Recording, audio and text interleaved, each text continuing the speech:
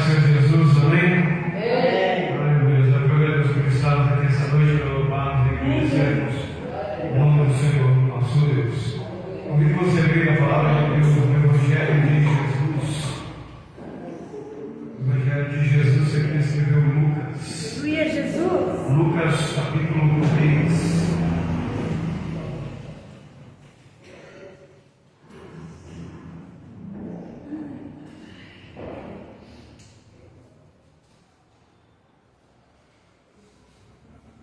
Lucas capítulo 3, versículo 1 diante nos diz assim, o texto da palavra de Deus. Lucas capítulo 3, a partir do versículo 1. Vamos declarar assim a palavra de Deus. E no ano 15 do império de Tibério César, sendo Pôncio Pilatos governador da Judéia e Herodes o tetrarca da Galileia, e o seu irmão Filipe, tetrarca da Itureia e da província de Trachonitis, e Lisânias, tetrarca de Abilene, sendo Anás e Caifás sumos sacerdotes, veio no deserto a palavra de Deus a João, filho de Zacarias, e percorreu toda a terra ao redor do Jordão, pregando o batismo de arrependimento para perdão dos pecados, segundo o que está escrito no livro das palavras do profeta Isaías, que diz: voz do que clama no deserto, preparai o caminho do Senhor e endireitai as suas veredas.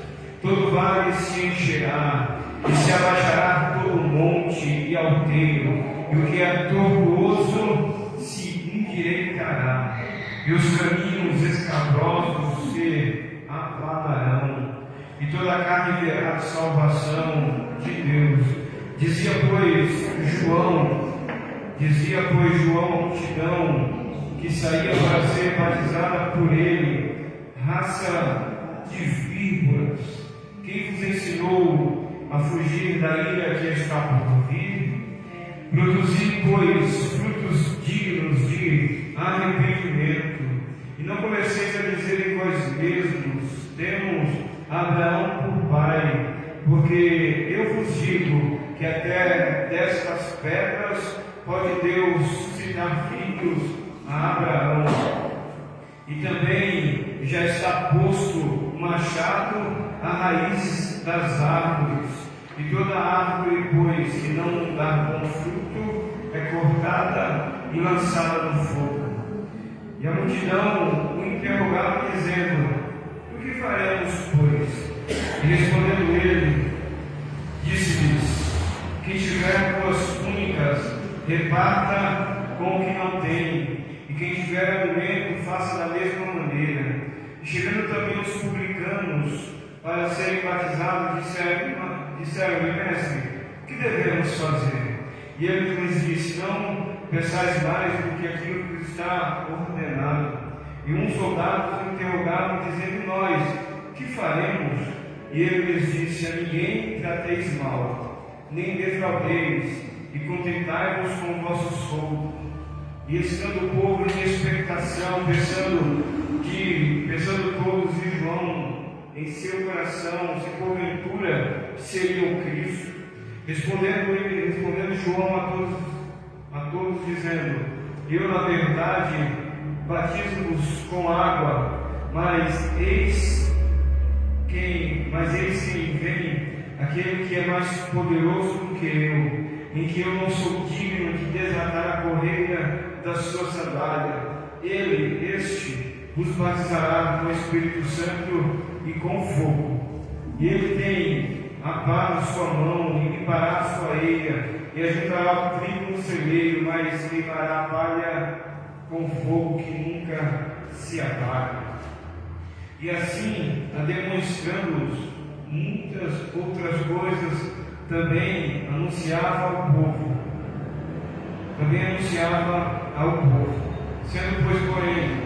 Sendo porém o tetrarca Herodes repreendido por ele por causa de Herodias, mulher do seu irmão Felipe, e por toda a acrescentou a todas essas outras ainda esta, de encerrar João num cárcere. Nós vemos o texto da palavra de Deus muito importante nas nossas vidas. Mas antes de estarmos Pai, nós te louvamos e te exaltamos. Te agradecemos, ó Deus, na beleza da tua santidade, Senhor, tu és o Deus do poder. Eis aqui o teu povo, eis aqui, Senhor, a tua igreja, fala comigo nessa noite, ó Pai, que com todos quantos adentraram na tua casa, o teu Espírito tenha plena liberdade esta energia no teu querer, assim como no teu efetuar, Senhor, porque a palavra que procede da tua boca não voltará para ti vazia, mas fará o que te abraça, prosperará daquilo para qual foi destinado. Assim, Senhor, nós te louvamos, Senhor.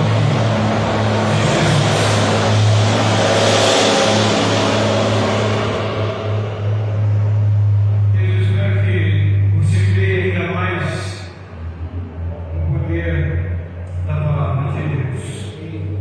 Isso porque Hebreus capítulo 4, versículo 12 diz que a palavra de Deus ela é mais penetrante que uma espada de dois gumes.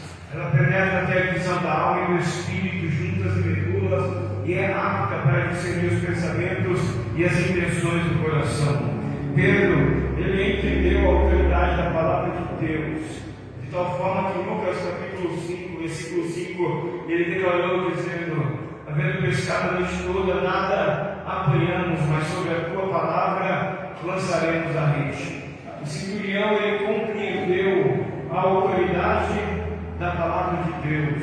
Lucas capítulo 7, versículo 7, ele disse: eu não sou digno de que entres debaixo do meu telhado, mas basta uma palavra tua e o meu criado sarará. Nessa noite, o Espírito de Deus, ele tem uma boa palavra para a sua vida, para a sua casa, para a sua família, para a sua história, para as nossas vidas.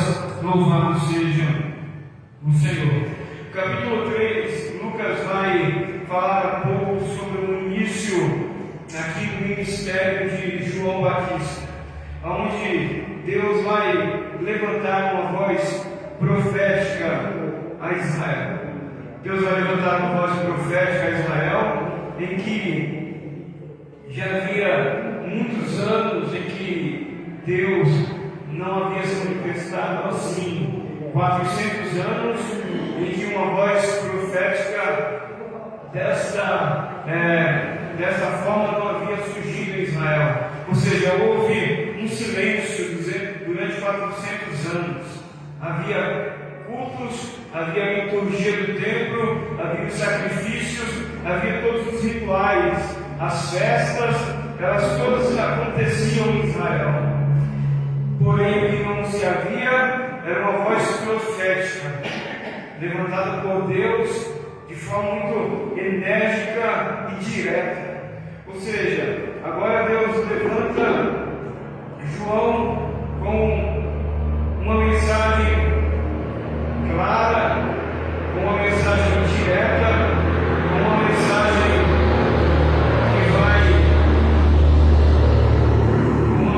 que vai confrontar todo Israel. Ou seja, a mensagem de João é uma mensagem de um arrependimento verdadeiro, onde os corações teriam que ser preparados para a chegada do Messias.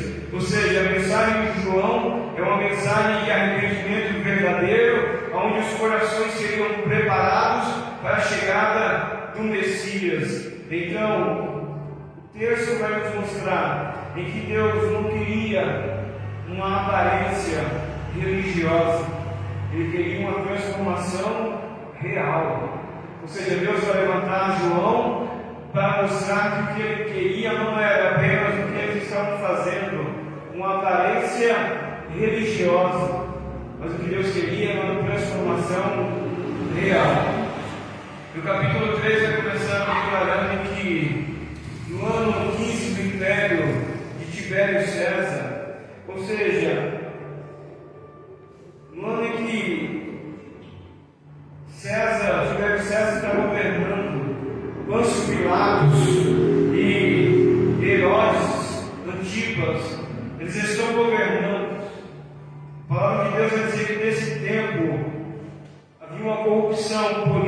política e religiosa.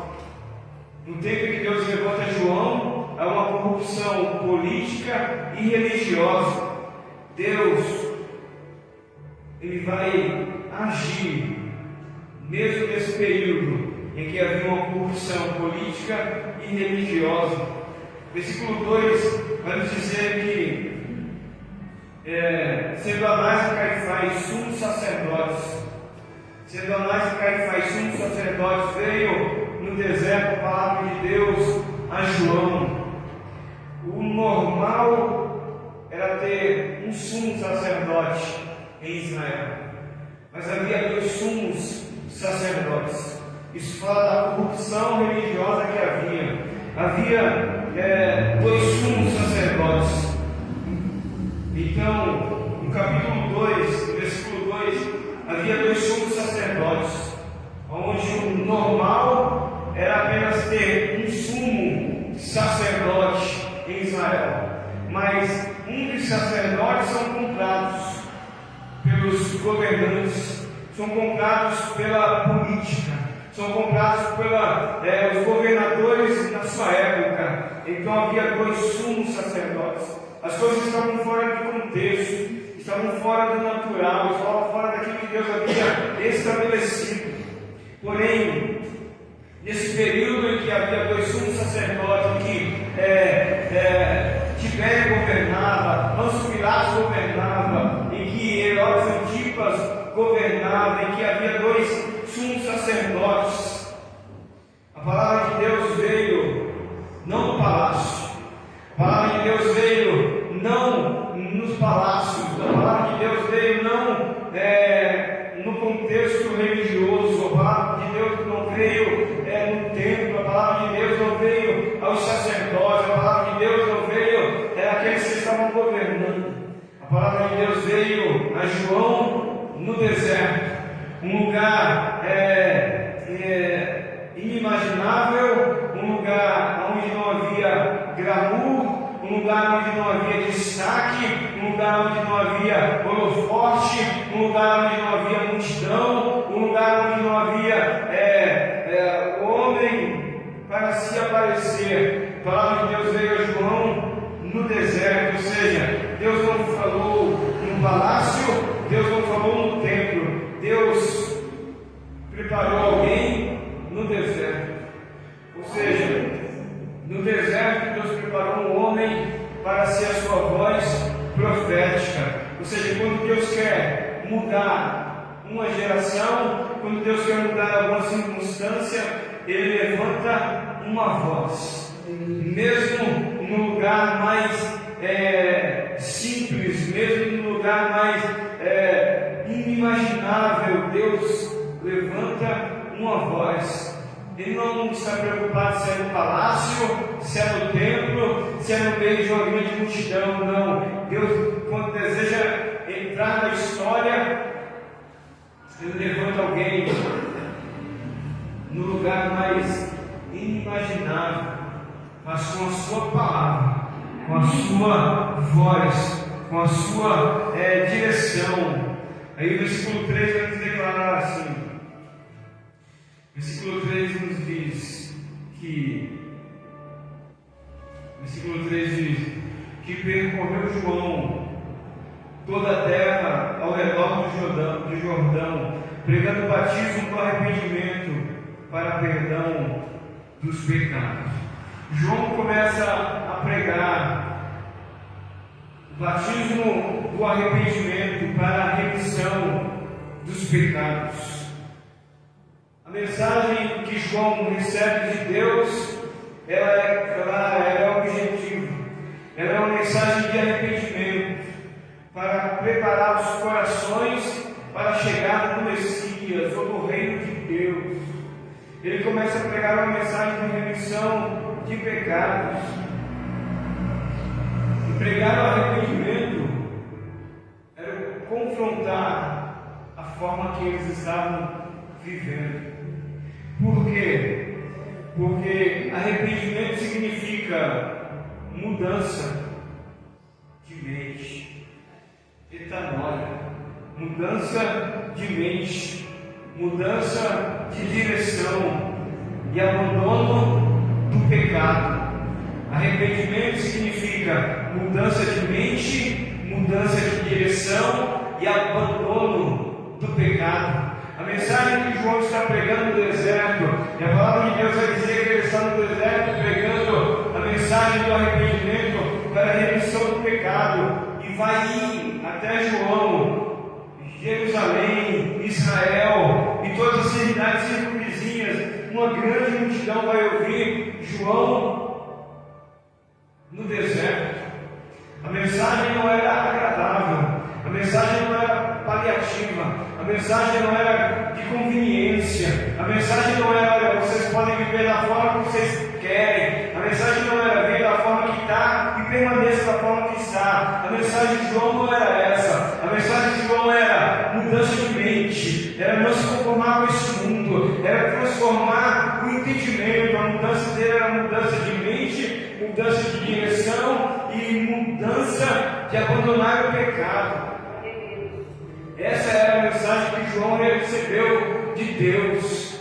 Uma coisa é certa, a mensagem de Deus não mudou. A mensagem não mudou para agradar homens. A mensagem não pode mudar para agradar homens, para agradar políticos, para agradar religiosos. A mensagem não pode mudar. O contexto que João está vivendo é de corrupção política e religiosa. Mas a mensagem direta é preciso haver mudança, é preciso haver transformação, é preciso abandonar o pecado, é preciso tomar uma posição diante de Deus. Ele vem com uma mensagem direta, mudança de mente, mudança de direção e abandono do pecado. Isso é arrependimento. Ou seja, não existe avivamento sem arrependimento. João está pregando no deserto. Está acontecendo o quê? Um grande avivamento no deserto, porque as multidões estão indo para ouvir João e elas estão sendo impactadas com a mensagem, de tal forma que elas querem saber o que elas precisam fazer para viver de acordo com o que Deus espera. Então está havendo um grande avivamento no deserto. O que vai caracterizar o avivamento não são os dons. O que vai caracterizar o avivamento é o fruto. É o fruto que vai caracterizar o avivamento. Porém, os dois caminham juntos. Aqueles que têm o fruto também caminham com os dons. Ou seja, um depende do outro. Porém, o que vai caracterizar, o que vai evidenciar o avivamento não é o dom, é o fruto. Porque o fruto vai apontar para a mudança. O fruto vai apontar para o dia a dia. O fruto vai apontar para a mudança de caráter. Então não existe avivamento sem arrependimento. Todo avivamento começa com arrependimento. Vidas transformadas, famílias transformadas, jovens transformadas, pessoas curadas, pessoas libertas, pessoas querendo Jesus, pessoas amando a palavra de Deus. Começa com isso. João está no deserto e as pessoas estão indo até o deserto para ouvirem a palavra de Deus. Não é palavra de homens, é palavra de Deus. Então, versículo 3, ele está pregando a mensagem do arrependimento. Versículo 4 ao 6 vai nos declarar assim: ele está pregando a mensagem do arrependimento. Versículo 4 vai nos dizer, segundo o que está escrito nas palavras do profeta Isaías, que diz: voz do que clama no deserto, preparai o caminho do Senhor e endireitai as suas veredas. Por isso a mensagem do arrependimento mensagem direta: arrependimento, preparação, porque o Messias está chegando. Então a mensagem é de arrependimento, de preparação, porque o Messias está chegando. E a voz do que clama no deserto, porque preparai o caminho e endireitai as vossas veredas. Versículo 5 diz: todo vale se encherá, e abaixará todo monte e alteiro, e o que é tortuoso se endireitará, e os caminhos aplanosos se aplanarão, e toda a carne verá a salvação de Deus. Ou seja, preparai o caminho do Senhor. Isso vai significar um mover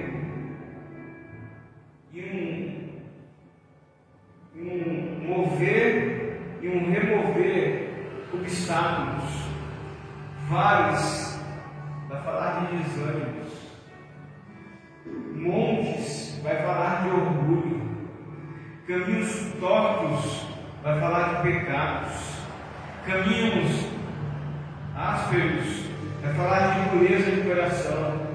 João está dizendo que todo vale se encherá, todo monte alteiro que é tortuoso se endireitará, os caminhos aplanados se aplanarão. Ou seja, vale, desânimo, montes, orgulho, caminhos tortos, pecados, e caminhos ásperos são dureza de coração. Ou seja, ele vai vir com mudanças, vai haver mudanças, porque os desanimados seriam impactados, os orgulhosos receberiam impacto. Ou seja, os caminhos tortos, os pecados, os caminhos ásperos, as purezas do coração, tudo isso seria confrontado com o poder da palavra de Deus para haver mudança. Ou seja, o cenário vai haver mudança, para quem está desanimado, vai haver mudança para aqueles que se sentiam orgulhosos, vai haver mudança para aqueles que estavam no pecado, e vai haver mudança para aqueles que tinham um coração duro, porque toda a carne verá a salvação do Senhor. A salvação em Jesus seria para todos. A salvação em Jesus é para todos. O Evangelho não é exclusivo, o Evangelho é universal, o Evangelho é para todos. A palavra de Deus alcança a todos. Então todos que estavam desanimados, aqueles que eram orgulhosos, aqueles que estavam pecados, aqueles que estavam com pureza no coração, o que chegou foi o Evangelho do Reino, o que chegou foi a mensagem de arrependimento, o que chegou foi o poder de Deus. E o que é o poder de Deus? É a palavra de Deus, que é a salvação para todo aquele que nele crê. Então o Evangelho chegou com poder de salvação. Versículo 7.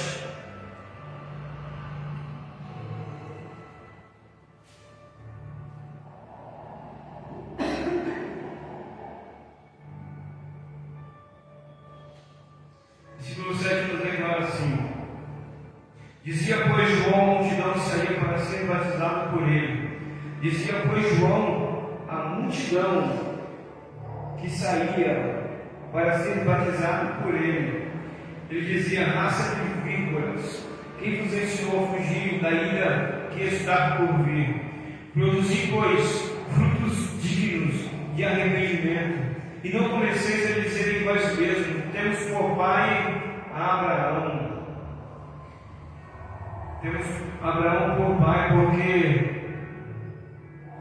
eu vos digo que até nessas pedras Deus pode suscitar filhos a Abraão.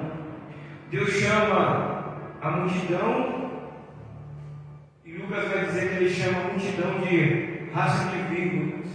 Ou seja, ele confronta a hipocrisia religiosa. Ele está confrontando a hipocrisia religiosa, porque eles tinham toda a liturgia do templo, eles participavam das festas anuais, mas não havia transformação, não havia verdade, não havia sinceridade no meio deles. Então a multidão vinha para ser batizada por João. João olhava para ele, e dizia: raça de víboras, quem nos ensinou a fugir da ilha que está por vir? Ou seja, o que João vai dizer é que a religião sem transformação não agrada a Deus. A religião sem transformação não agrada a Deus. Deus queria verdade no íntimo, Deus queria sinceridade no coração. Então Deus vem com uma palavra através de João para trazer mudança no contexto religioso, no contexto político, no contexto do templo. Ele queria uma verdade no coração deles. Versículo 8, ele vai dizer: produzir dois frutos dignos de arrependimento, e não comecei a dizer em vós mesmos: temos Abraão por pai, porque eu vos digo que mesmo dessas pedras Deus pode suscitar filho a Abraão. Produzir frutos dignos de arrependimento. Arrependimento verdadeiro gera frutos. Arrependimento verdadeiro gera frutos. Mudança de caráter, mudança de atitude, mudança de vida. Arrependimento verdadeiro gera fruto. Mudança de caráter, mudança de atitude e mudança de vida. Então, frutos dignos de arrependimento, o arrependimento verdadeiro gera fruto. O que João está falando é de arrependimento, não é de ressentimento. Ressentimento, a pessoa chora no culto, ela chora diante de Deus, mas ela volta a fazer a mesma coisa. Arrependimento é mudança de caráter, é mudança de atitude, é mudança de vida, não praticar mais o que se fazia outra hora. É acertar a vida com Deus, é acertar a vida no altar, é acertar a vida com Jesus, é colocar a vida no altar agora para caminhar da forma que Deus espera. Então, arrependimento verdadeiro gera fruto, porque vai haver mudança no caráter, vai haver mudança nas atitudes e vai haver uma mudança de vida. Então não basta dizer que mudou, é preciso demonstrar. Não basta apenas dizer que mudou, é preciso demonstrar dia após dia. Versículo 9. Versículo 9 nos diz assim: ele vai dizer, e também já está posto o machado à raiz das árvores. Ponto e vírgula. Toda árvore, pois, que não dá bom fruto, é cortada e lançada no fogo. O machado está posto à raiz das árvores. Ou seja, o machado do Senhor está posto à raiz das árvores. É de todos nós que somos considerados como árvores. O machado de Deus está posto à raiz de todos. Ninguém fica fora, ninguém escapa. Não basta ter nome, não adianta ter títulos, não adianta ser renomado, não adianta ser grande diante dos homens. Pode ser a personalidade mais famosa que tiver, o homem mais importante que se ache. Todos, Deus coloca o machado à raiz da árvore, à raiz da sua vida. Ou seja, isso significa que o juízo um dia virá. Árvore. E aí ele vai dizer que o machado está posto à raiz das árvores. E agora, toda árvore, pessoal, agora, toda árvore que não dá bom fruto será cortada. Então a árvore sem fruto será cortada. Deus não procura folhas, Ele procura frutos. Deus não procura folhas, Ele procura frutos. Por quê? Ele procura transformação. Então não adianta ter aparência, preciso ter frutos. É preciso ter frutos porque o machado está colocado à raiz das árvores. E não é o machado de homens, é o machado de Deus. Isso porque um dia haverá uma acertar de contas com Ele. E aonde estão os frutos? Aonde estão os nossos frutos? Então Ele procura frutos. E que frutos são esses? Santidade, oração, dedicação, sinceridade, verdade, com Ele dia após dia. São os frutos que Ele procura. Ele não procura flores. Pode ter aparência, mas se não tiver fruto, será cortado. Versículo 10 nos diz assim: e a multidão o interrogava dizendo: o que faremos? A multidão vai olhar para João diante dessa mensagem, e João está pregando no deserto. A multidão vai dizer: o que faremos, pois? Eles vão indagar João dizendo: o que nós faremos? E João vai dizer, e respondendo João, disse: quem tiver 2 túnicas, reparta com o que não tem, e quem tiver alimentos, faça da mesma forma. E chegando também os publicanos para serem batizados, disseram: mestre, o que devemos fazer? E ele lhes disse: não pensais mais do que aquilo que vos está ordenado. E um soldado o interrogaram também, dizendo: nós, o que faremos? E ele lhes disse: a ninguém trateis mal, e nem defraudeis, e contentai-vos com o vosso soldo, e se alegrai-vos com o vosso salário. E estando o povo em expectação, pensando em seu coração se porventura ele era o Cristo. Isso é interessante porque o povo vai perguntar: o que faremos? Isso mostra que a mensagem tocou o coração deles. A mensagem tocou o coração deles. E João respondeu: quem tiver 2 túnicas, reparta. Quem tiver comida, compartilhe. Ou seja, arrependimento gera amor ao próximo. Arrependimento gera amor ao próximo. Ou seja, quem tiver 2 túnicas, reparta. Quem tiver alimento, compartilha. Porque eles vão ser tocados pela mensagem. E agora eles estão arrependidos. João vai dizer: agora vocês compartilhem o que vocês têm. Porque o arrependimento gera amor ao próximo. Então os publicanos, que eram cobradores de impostos, perguntaram: nós o que fazemos? Ou seja, mostra que o Evangelho alcançou os publicanos, alcançou os publicanos, que eram considerados os mais pecadores pela sociedade, porque eles eram aqueles que cobravam os impostos. Mas a mensagem de Deus alcançou também aqueles que eram considerados mais pecadores naquele contexto. Então Deus vem com uma mensagem poderosa que vai trazer transformação. E agora a multidão vai dizer, ou pensar se João era o Cristo. E João vai dizer: eu não sou o Cristo. Eu não sou nem digno de desatar as sandálias dos seus pés. E João estava dizendo: o lugar mais alto que eu cheguei é aos pés dele, é aos pés do Cordeiro. Ou seja, não há posição mais